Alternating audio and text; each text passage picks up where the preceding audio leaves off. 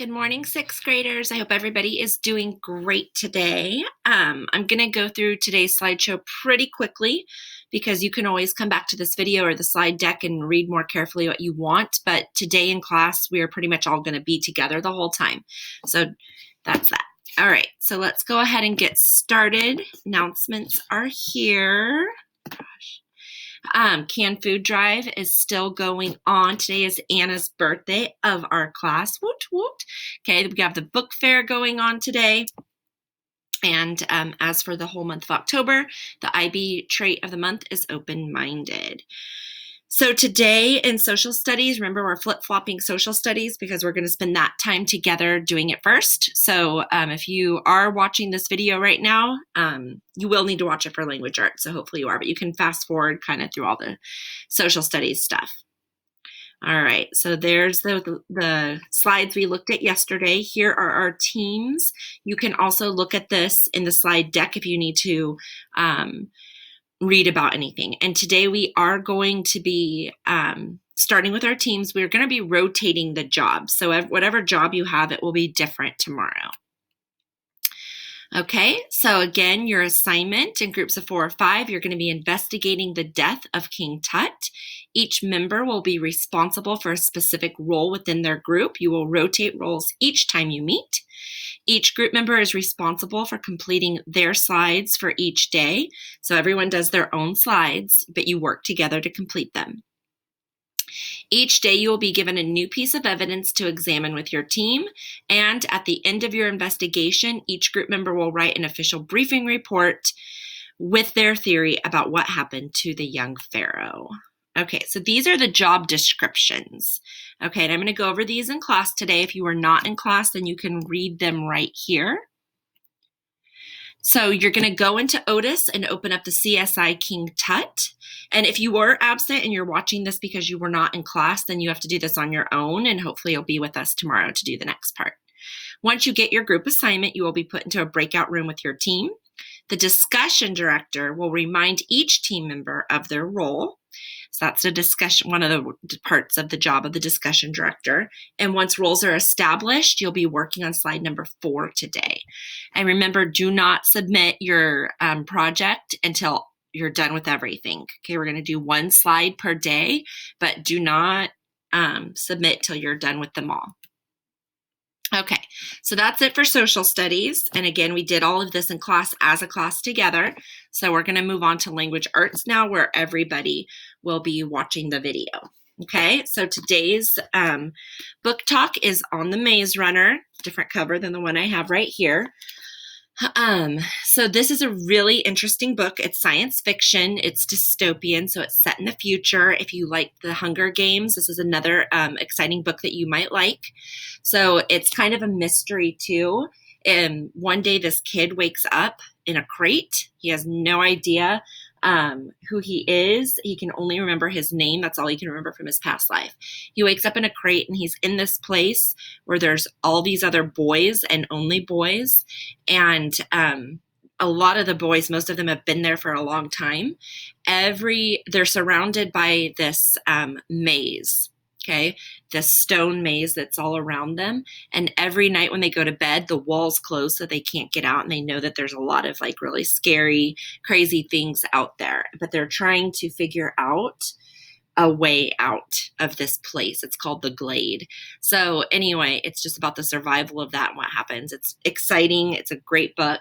Yeah, it's interesting. So it's also part of a series. I believe there are 3 books and then a prequel. That's the only one of the series that I've read. Okay, moving on. Let's look at our calendar. Today's 11. So this is one of my favorite short stories that we are going to read this year. Okay. So we're going to start off, sorry, I had to switch something. We're going to start off with a quick write. And if you are unfamiliar about quick writes, that's just where you just like quickly, like you give yourselves 5-10 minutes. Normally in class, I do these multiple times a week. You give yourself 5 or 10 minutes just to write down everything you can. So let's look at the questions for that. So this is 11. That's interesting. Okay. And so what is your favorite part about your age? So this is going to be your quick write. You're going to push pause on me in just a minute after I explain this, and this slide will still be up so you can refer to it. Before you listen to the story, you're going to answer the following questions in your notebook, and we'll be discussing them as a class tomorrow. So what is your favorite part about your age and why? What has been your favorite age so far and why? And what age are you most looking forward to in the future and why? Okay, so take about 5 or 10 minutes, get this completed, push pause on me, okay? And then unpause me when you're ready. I'm just gonna charge my computer. All right, so moving on, 11 starts on page 64 in your Springboard book. Okay, and so you should have a highlighter or something out first. If you don't have a highlighter, you can use your pencil and just underline or put a star next to things. But as you listen to the short story, you're going to mark the elements of the exposition. And remember, the exposition is the beginning of the story where everything is set up. That's the setting, the time and place, the characters, kind of the first problem or the first glimpse of a problem, and kind of what the story is going to be about.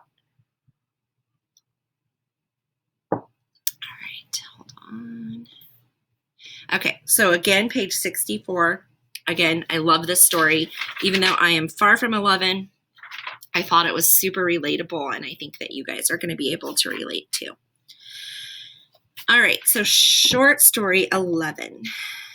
What they don't understand about birthdays and what they never tell you is that when you're 11, you're also 10, 9, 8, and 7, and 6, and 5, and 4, and 3, and 2, and 1. And when you wake up on your 11th birthday, you expect to feel 11, but you don't. You open your eyes and everything's just like yesterday, only it's today. And you don't feel like 11 at all. You feel like you're still 10. And you are, underneath the year that makes you 11. Like some days, you might say something stupid, and that's part of you, and that's still 10. Or maybe some days you might need to sit on your mama's lap because you're scared, and that's the part of you that's still 5. And maybe one day when you're all grown up, maybe you will need to cry like you're 3, and that's okay. That's what I tell Mama because she's sad and needs to cry. Maybe she's feeling 3. Because the way you grow old is kind of like an onion, or the rings inside a tree trunk, or like my little wooden dolls that fit one inside the other, each year inside the next one. That's how being 11 years old is. You don't feel 11, not right away. It takes a few days, weeks even, sometimes even months before you say 11 when they ask you. And you don't feel smart 11, not until you're almost 12. That's the way that it is. One day, I wish I didn't have only 11 years rattling around inside of me like pennies in a tin Band-Aid box. Today, I wish I was 102 instead of 11, because if I was 102, I'd have known what to say when Mrs. Price put the red sweater on my desk. I would have known how to tell her it wasn't mine instead of just sitting there with that look on my face and nothing coming out of my mouth. "Whose is this?" Mrs. Price says as she holds the red sweater up in the air for all the class to see. "Whose? It's been sitting in the coat room for a month." "Not mine," says everybody, "not me." "It has to belong to somebody," Mrs. Price keeps saying, and nobody can remember. It's an ugly sweater with red plastic buttons and a collar and sleeves all stretched out like you could use it for a jump rope. It's maybe 1,000 years old, and even if it belonged to me, I wouldn't say so. Maybe because I'm skinny, maybe because she doesn't like me. That stupid Sylvia Saldivar says, "I think it belongs to Rachel." An ugly sweater like that, all raggedy and old, but Mrs. Price believes her. Mrs. Price takes the sweater and puts it right on my desk. But when I open my mouth, nothing comes out. You're not mine," I finally say in a little voice that was maybe when I was 4. "Of course it's yours," Mrs. Price says. "I remember you wearing it once." Because she's older and the teacher. She's right and I'm not. Not mine, not mine, not mine. But Mrs. Price is already turning the page to 32 and math problem number 4. I don't know why, but all of a sudden I'm feeling sick inside. Like the part of me that's 3 wants to come out of my eyes, only I squeeze them shut tight and bite down on my teeth real hard and try to remember today I am 11. 11. Mama is making a cake for me tonight, and when Papa comes home, everybody will sing happy birthday to you. But when the sick feeling goes away and I open my eyes, the red sweater's still there, sitting there like a big red mountain. I move the red sweater to the corner of my desk with my ruler. I move my pencil and my books and eraser as far from it as possible. I even move my chair a little to the right. Not mine, not mine, not mine. In my head, I'm thinking how long till lunchtime. How long till I can take the red sweater and throw it over the schoolyard fence, or leave it hanging on a parking meter, or bunch it up into a little ball and toss it into the alley. Except when my math period ends, Mrs. Price says loud in front of everybody, "Now, Rachel, that's enough," because she sees I've shoved the red sweater over to the tippy-top corner of my desk, and it's hanging all over the edge like a waterfall, but I don't care. "Rachel," said Mrs. Price. She says it like she's getting mad. "You put that sweater on right now and no more nonsense." "But it's not now," Mrs. Price says. This is when I wish I wasn't 11, because all the years inside of me, 10, 9, 8, 7, 6, 5, 4, 3, 2, and 1, are pushing at the back of my eyes when I put one arm through one sleeve of the sweater that smells like cottage cheese, and the other arm through the other, and stand there with my arms apart, like if the sweater hurts me, and it does, all itchy and full of germs that aren't even mine. That's when everything I've been holding in since this morning, since when Mrs. Price put that sweater on my desk, finally lets go. And all of a sudden, I'm crying in front of everybody. I wish I was invisible, but I'm not. I'm 11, and it's my birthday today, and I'm crying like I'm 3 in front of everybody.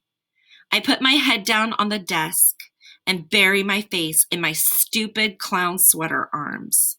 My face, all hot and spit coming out of my mouth because I can't stop the little animal noises from coming out of me until there aren't any more tears left in my eyes, and it's just my body shaking like when you have the hiccups, and my whole head hurts like when you drink milk too fast.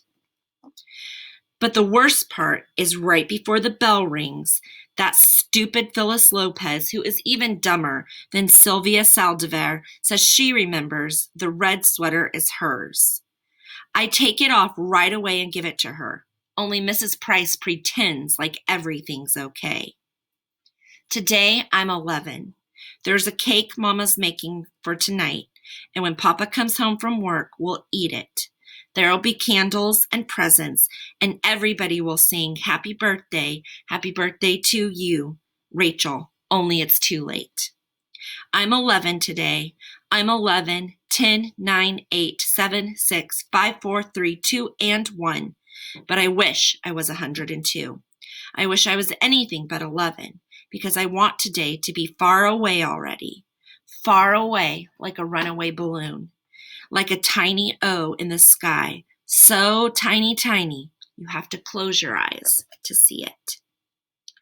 All right, so hopefully you marked your parts of the exposition. Again, I can't tell you how much I love that story just because I can just so feel how Rachel's feeling. But anyway, that's that for today. We are going to go ahead and end our day today. Your homework, as always, is just reading. We will talk more about 11 tomorrow, and we will also continue our King Tut investigation. I hope you guys have a wonderful day. I'll see you later. Bye.